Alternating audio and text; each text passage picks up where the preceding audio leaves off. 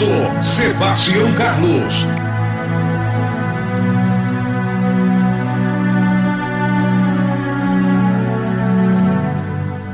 Quero meditar com você texto da palavra de Deus que se encontra no Evangelho de Jesus Cristo, segundo escreveu João, no capítulo de número 6, nos versos 24 a 27, que diz: Vindo, pois, a multidão, que Jesus não estava ali, nem os seus discípulos, entraram eles também nos barcos e foram a Cafarnaum em busca de Jesus. E achando-o na outra banda do mar, disseram-lhe: Rabi, quando chegaste aqui? Jesus respondeu-lhes e disse: Na verdade, vos digo que me buscais, não pelos sinais que vistes, mas porque comestes do pão e vos saciastes. Trabalhai, não pela comida que perece, mas pela comida que permanece para a vida eterna, a qual o Filho do Homem vos dará, porque a este o Pai lhe selou.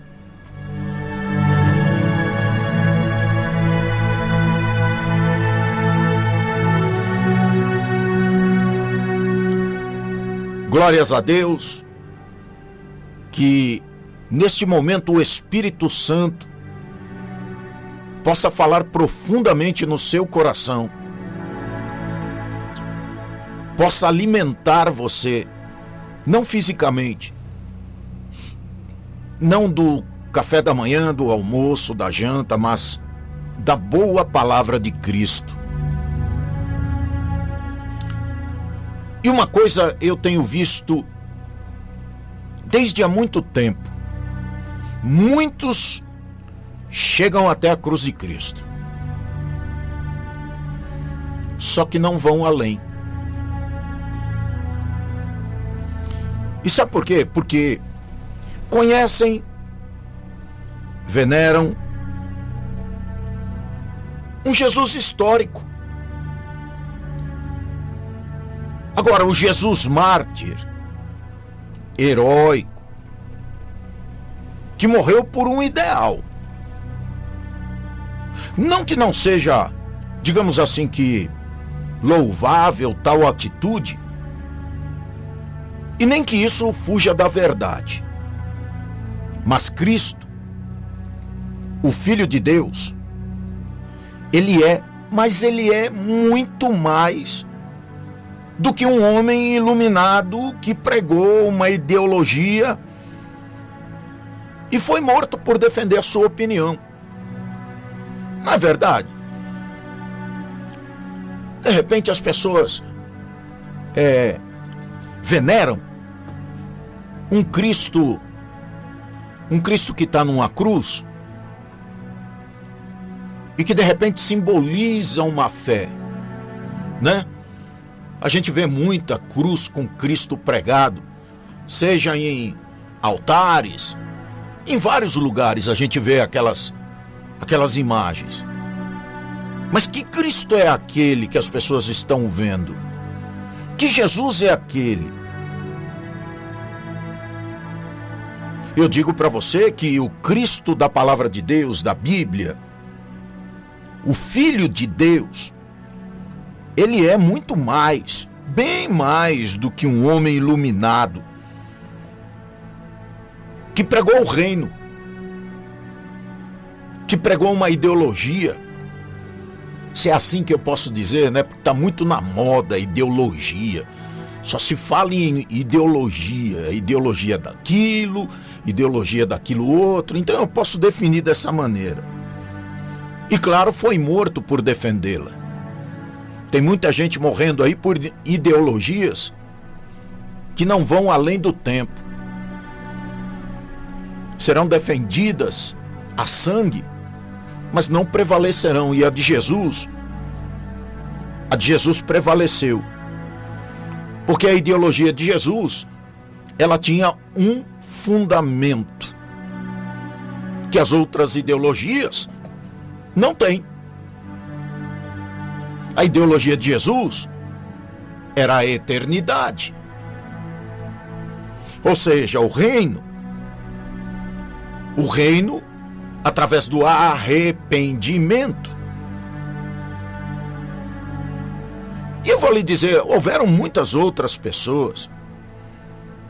Assim, acabei de dizer que defenderam ideologias, derramaram seu próprio sangue e as suas ideologias não avançaram. A ideia não foi comprada. Então morreu com aquela pessoa. Jesus também não é um ser misterioso, se assim pode-se dizer, que operava milagres, ou agia sobre os fenômenos da natureza, pode até se dizer desafiando a física, a química, a biologia, transformando água em vinho, parando o vento, multiplicando pães e peixes, curando, ressuscitando, apenas para deixar a plateia maravilhada. Então tem gente correndo atrás de Jesus por aquilo que ele pode fazer, ou naquele tempo, por aquilo que ele podia fazer naquele tempo. É tão interessante, porque as Escrituras Sagradas, a Bíblia em qualquer idioma, não precisa ser no português do Brasil. Você lê muitas versões, você pode pegar a Bíblia em hebraico, a Bíblia em inglês, e você vai ver que o comportamento das pessoas naquela época se confunde muito com o comportamento das pessoas hoje em dia. Porque naquele tempo, as pessoas também corriam atrás de Jesus por aquilo que ele podia fazer, e não por aquilo que ele era. E hoje, pastor Sebastião Carlos, como é que é? Pois é, continua a mesma coisa. Porque as pessoas continuam atrás do Jesus que pode resolver problema financeiro, que pode resolver problema no casamento, que pode solucionar problemas empresariais. É aquele Jesus que tem para dar, mas que as pessoas ainda não entenderam que é melhor segui-lo, andar com ele, do que correr atrás dele por aquilo que ele tem e pode fazer. Aleluia! E você vai identificar aqui no texto de João 6, nos versículos 24, 25, 26 e 27, exatamente aquilo que eu estou dizendo para você. E eu quero lembrá-lo que Jesus não esteve aqui na terra para apresentar um show ou instaurar uma ideologia de frases teóricas profundas, não é? Ou de fazer sinais, prodígios e várias maravilhas para ganhar fama, para ganhar notoriedade. Ele fazia todos estes sinais porque ele era o Deus na terra. Ele era Senhor.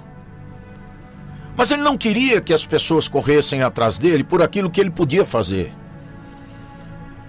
mas sim por quem ele era e por aquilo que ele pregava. Arrependimento, arrependei-vos, porque vos é chegado o reino dos céus. Ele pregava a eternidade, a salvação através do sangue. Então o ensino de Jesus era claramente ou a gente pode classificá-lo como um propósito completamente novo e contrário à hipocrisia e busca de denominação que tem regido a política e a religião desde aquela época até o dia de hoje.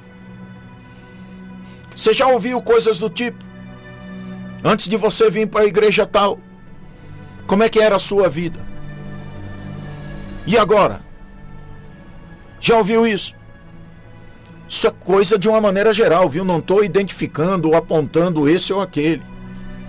Mas espera um pouquinho. Quem é que faz um milagre? Quem é que tem poder para salvar? Quem tem poder para transformar a vida de alguém? Só Jesus. Então o ensino de Jesus claramente tinha um objetivo, um propósito novo e totalmente contrário à hipocrisia da época, que regia naquele tempo, como rege hoje, a política, a religião, e que a gente vê nos dias de hoje. A mensagem de Jesus, ela literalmente colocou em xeque a religiosidade formal. Por quê, pastor? Porque a religiosidade formal estava baseada em tradições vazias. Como até hoje tem gente vazia que vai à igreja, mas não entra no culto. Ela gosta do ambiente, ela gosta do clima, ela gosta da orquestra, ela gosta do grupo de louvor, ela gosta até do pastor, ela gosta da mensagem, ela gosta dos irmãos, mas ela não quer compromisso, ela não quer salvação, ela não quer transformação, ela não quer mudança. Aleluia! Então, nesse caso, essas pessoas trocaram as suas religiosidades baseadas em tradições vazias por uma verdade espiritual, por uma vida espiritual, alguns deles baseadas na verdade e no amor de Deus. Quando Jesus diz assim: vós quereis ir também? Pedro diz: Senhor, para onde iremos nós? Iremos nós, se só tu tem palavra de vida. Pedro era teimoso, difícil, gênio, um tanto complicado de se lidar, mas não era burro. Então veja, se havia interesseiros naquela época, existem interesseiros nos dias de hoje. Pessoas que só querem solucionar problema, resolver causas, mantendo, melhor dizendo, uma vida vazia, uma vida sem perspectiva e uma vida de contestação da palavra de Deus. Por quê? Porque quando lhe atinge, quando o evangelho confronta, quando o evangelho vai de encontro ao erro dessas pessoas, à vida infrutífera que elas vivem, a resposta, dentre tantas, é uma dessas: nada a ver, não é dessa maneira não. Deus ama, Deus me ama. Opa, Deus te ama sim. Querido, querida, Deus te ama. Jesus te ama, nós também te amamos. Ele não ama o pecado que tu está cometendo, o adultério que tu está cometendo, a cobiça que tu está cometendo, as mentiras que tu anda contando, os levantes que tu anda fazendo, os apontamentos que tu anda fazendo. Pois é. Então veja, a mensagem de Jesus no passado, assim como hoje, coloca em xeque religiosidade da pessoa. Vamos ver se tu é crente mesmo. Porque Deus corrige a quem ele ama. Imagine só se hoje o seu pastor for até a sua casa, porque pelo WhatsApp não vale, né? Ninguém corrige, disciplina ninguém pelo WhatsApp. É olho no olho. Senta aqui, meu filho. Olha, é assim, assim, assado. A Bíblia diz isso, isso e isso. Você está errado. As pessoas hoje não aceitam correção de Deus. Elas têm as suas próprias verdades. E elas querem viver essa religiosidade vazia, carregando uma Bíblia debaixo do braço, indo à igreja uma vez por semana e se dizendo cristão, se dizendo filho de Deus, e não são. Por quê, pastor? Porque filho de Deus é aquele que faz a vontade do Pai. Aleluia. Então você está numa vida espiritual vazia, baseada em interesses. É porta da libertação, é fogueira santa, é isso e aquilo, e você não quer contato com a palavra que desentorta. Olha, aleluia, é a palavra que corrige, e às vezes dói. É a palavra que desentorta a sua vida. E a palavra que diz para você, olha, tu tá completamente errado, esse marido não te pertence, ele é de outra, para. Tu tá cobiçando a mulher do teu amigo, do teu irmão da igreja. Para!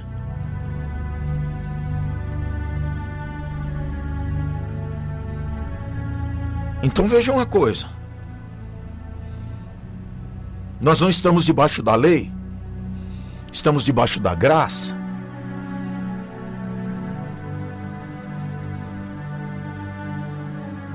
E esta graça é para quem deseja, para quem pede, para quem anseia viver a graça de Jesus conforme a palavra. Agora veja uma coisa, muito além do que pregar um ideal e depois morrer por ele, Jesus, ele morreu não por ideal e não só por aquilo que ele acreditava, mas morreu por pessoas para que elas tivessem condições, pela fé, de reconciliar-se com Deus, rejeitando o pecado, se arrependendo e se voltando para Deus. E tudo isso acontece somente com aqueles que tiverem um encontro com o Cristo ressuscitado. E a partir daí essas pessoas compreenderão a sua verdadeira missão aqui. Porque a sua missão aqui não é ser abençoado. A gente tem uma visão equivocada sobre o ser abençoado. O ter não significa que tu é abençoado. Porque o ter, os ímpios também têm. Tem carro novo, tem casa na praia, tem sítio, tem uma boa casa, tem um bom emprego. Os ímpios também têm tudo isso. Os ímpios também vivem o luxo. Então o seu ter, crente, não significa absolutamente nada. Mas pastor Sebastião, eu tributo aquilo que tenho e aquilo que sou a Deus. Muito justo, muito importante. Eu também tributo a Deus cada coisa que Ele acrescenta na minha vida, mas isso não é tudo. Isso não é nada, porque para onde vamos, já que estamos de passagem aqui nessa terra, para onde vamos não levaremos nada daquilo que alcançamos aqui nesse mundo. O Cristo da cruz foi humilhado e crente hoje Não admite ser humilhado. O crente de hoje em dia não admite ser tratado, corrigido, direcionado. Tudo isso é humilhação. Estou sendo muito humilhado. Agora Cristo, o Cristo da cruz, foi humilhado, cuspido, espancado, chicoteado, rejeitado. E o crente de hoje em dia só quer ser abençoado. Ele só quer as bênçãos. Ele não admite ser perseguido quando a perseguição está nas redes sociais. Chega lá na rede social e diga que tu é crente para tu ver como é que é. Bate em alguma porta de emprego aí e você vai ver que entre um ímpio e um crente eles vão preferir ficar com o ímpio. Então o que acontece? Tudo hoje é homofobia, né? Tudo hoje em dia converge para um tipo de gente, um tipo de pessoa. E os cristãos? E nós cristãos? Não somos rejeitados? Não somos agredidos? Não somos perseguidos? Somos. Mas tem uma casta de crente aí que não admite que isso aconteça. Agora, o Cristo pôde ser humilhado, cuspido, rejeitado, espancado, chicoteado. O crente não pode. Então, presta atenção. O Cristo, o ressurreto, ele foi elevado ao céu e glorificado. E hoje, ele assenta-se à destra, à direita do Pai, de onde envia o seu Espírito para transformar a vida de quem reconhece como Senhor e Salvador da sua vida. Pensa. Que tipo de fé você tem professado nesse mundo tenebroso? Pensa, imagina. Que tipo de crente você tem sido?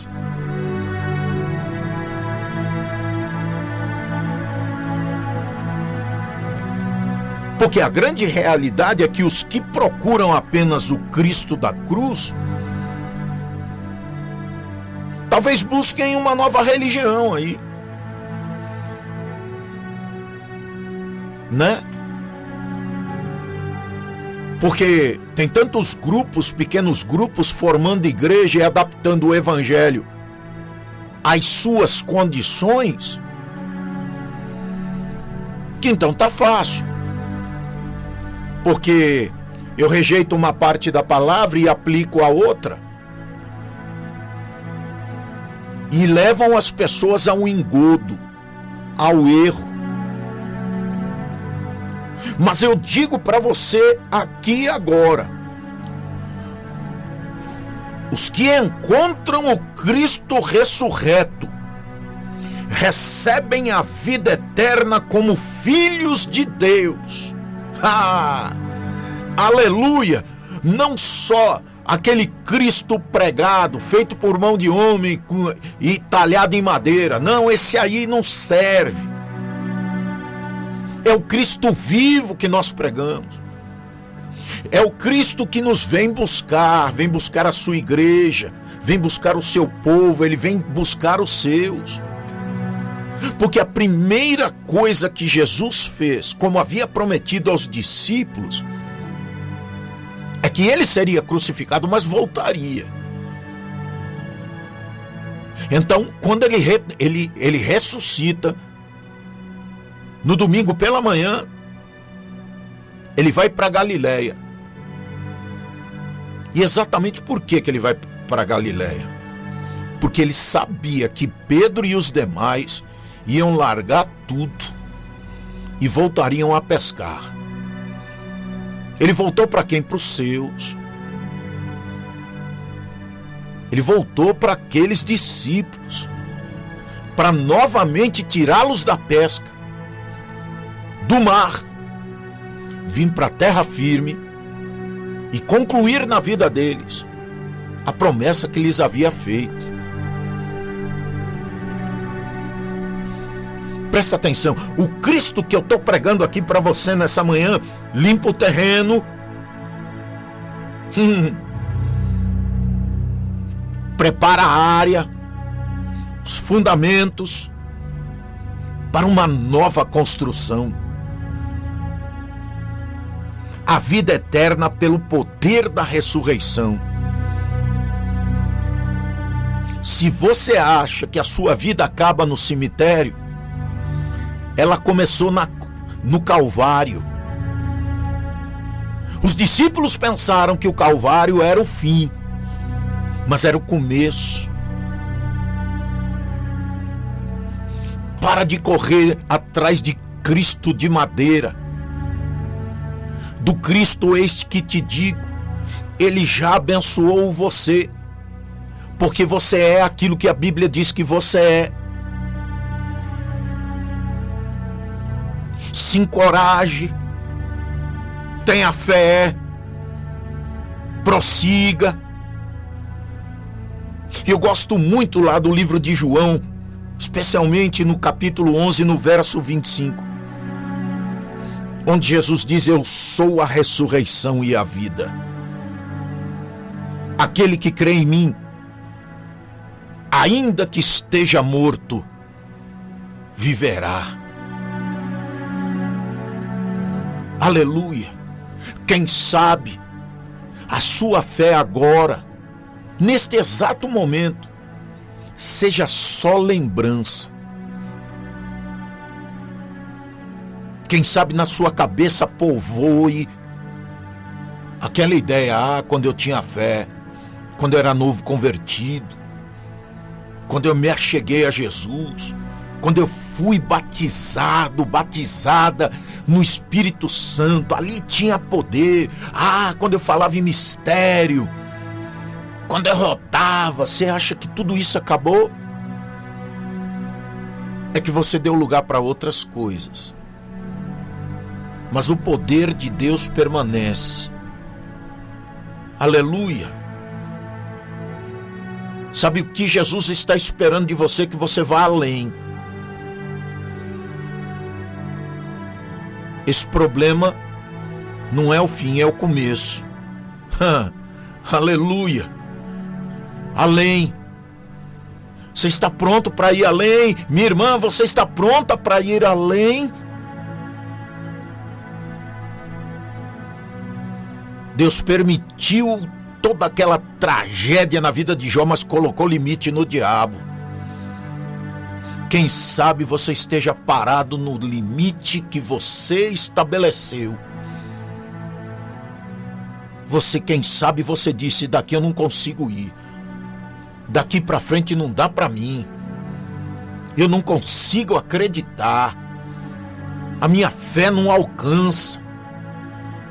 Já me decepcionei muito. Quando eu ouço falar que tem crente decepcionado, você se decepciona comigo, que sou pastor. Você se decepciona com os irmãos da igreja. Você se decepciona com o profeta que falou na sua vida. Mas quem é que se decepciona com Jesus? Ninguém. Quem é que se decepciona com Deus, que deu seu Filho único, unigênito, para que todo aquele que nele cresce não perecesse, mas tivesse a vida eterna? Como é que você vai se decepcionar com isso? Você se decepciona comigo, com o pastor aí da sua igreja, com os membros aí da sua igreja, com os crentes que você conhece. Mas quem é que se decepciona com Deus? Então tira isso da frente. Tira! É possível. Dá para ir além. Não com Cristo morto, que botaram ele numa cruz aí, e você fica olhando para aquele objeto o tempo inteiro. Mas a boa notícia é que ele está vivo. Ele vive. E ele foi preparar lugar. Foi. Glória. E vem te buscar, vem buscar a mim, aqueles que creem. de aqueles que estão numa luta terrível nesse tempo de dificuldade, nesse tempo de aflição, nesse tempo onde a mentira virou verdade e a verdade virou mentira. A perseguição está escancarada e as proibições que estão vindo aí de pregar o evangelho, é com isso que você tem que se decepcionar, não com Jesus.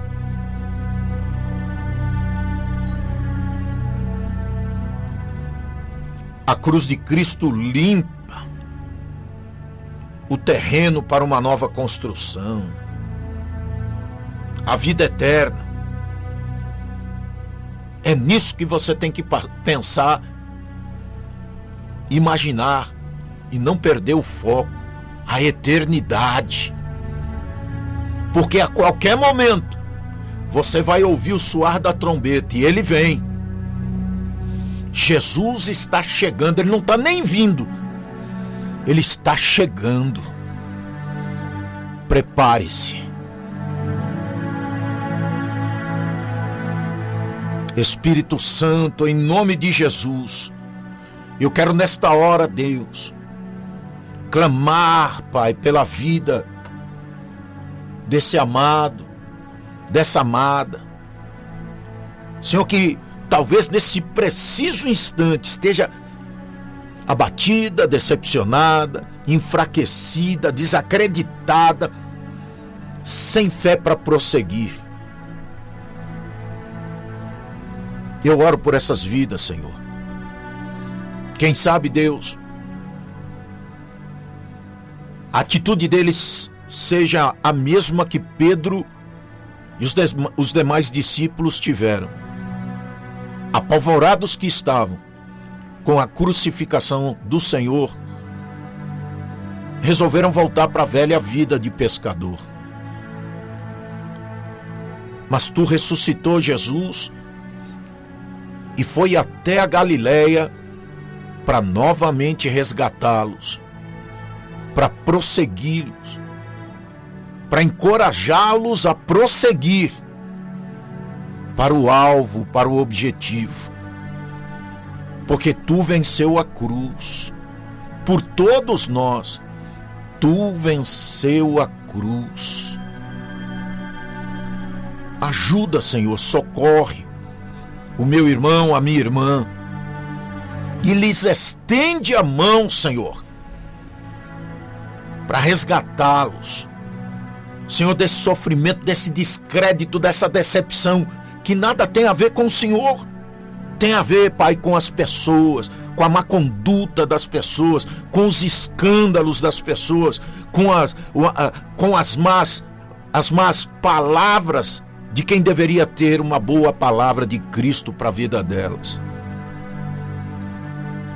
Em nome de Jesus, ó Senhor, que a tua graça esteja sobre a vida deste querido, desta querida, em nome de Jesus.